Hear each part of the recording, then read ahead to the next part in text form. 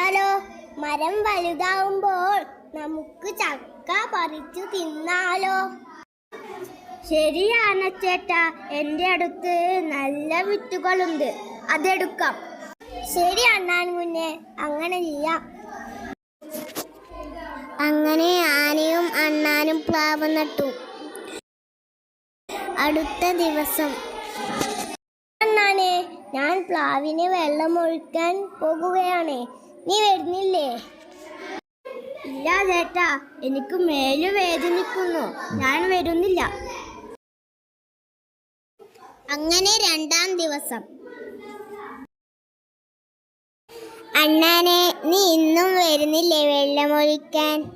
ഇന്ന് എനിക്ക് തലവേദനയാ ചേട്ടാ, ഞാൻ വരുന്നില്ല. അങ്ങനെ വെള്ളമൊഴിച്ച് ആനയുടെ പ്ലാവ് വലുതായി വന്നു. അണ്ണാന്റെ പ്ലാവോ വെള്ളം കിട്ടാതെ കരിഞ്ഞു പോയി. ഹായ്, ആനച്ചേട്ടന്റെ പ്ലാവിൽ നിറയെ ചക്കയുണ്ടല്ലോ, എനിക്ക് ഒരു ചക്ക തരാമോ? ഇല്ല, ഞാൻ തരില്ല. അണ്ണാൻ പ്ലാവിൽ കയറി ചക്ക തിന്നു. എൻ്റെ ഒരു ചക്ക കാണാനില്ലല്ലോ, അണ്ണാനെ, നീ എടുത്തോ അത്.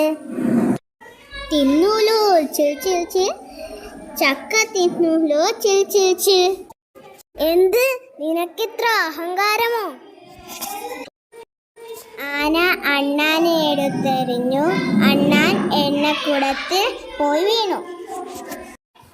ചക്കയും തിന്നു ചിൽ, എണ്ണയും തേച്ചു ചിൽ. നിന്നെ ഞാനിന്ന് ശരിയാക്കും. വീണ്ടും ആന അണ്ണാനെടുത്ത് എറിഞ്ഞു. അണ്ണാൻ ചെന്ന് വീണതോ വാഗമരത്തിൽ.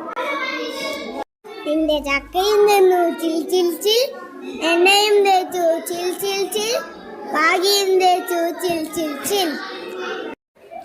എന്ത്, നിന്റെ അഹങ്കാരം ഇനിയും തീർന്നില്ലേ? വീണ്ടും ആന അണ്ണാനെ എടുത്തെറിഞ്ഞു.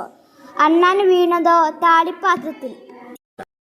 നിന്റെ ചക്കയും തിന്നു ചിൽ, എണ്ണയും തേച്ചു ചിൽ, വാഗയും തേച്ചു ചിൽ, താളിയും തേച്ചു ചിൽ.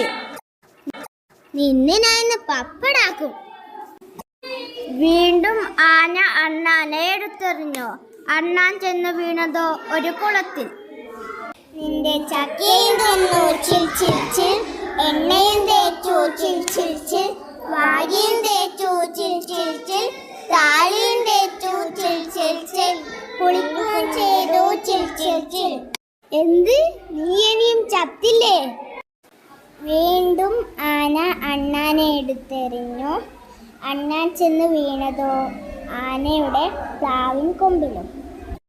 നിന്റെ ചക്കയും തിന്നു ചിൽ, എണ്ണയും തേച്ചു ചിൽ, വാഗയും തേച്ചു ചിൽ, താളിയും തേച്ചു ചിൽ, കുളിക്കുകയും ചെയ്തു ചിൽ, പ്ലാവിൻ കൊമ്പിലെത്തി ചിൽ.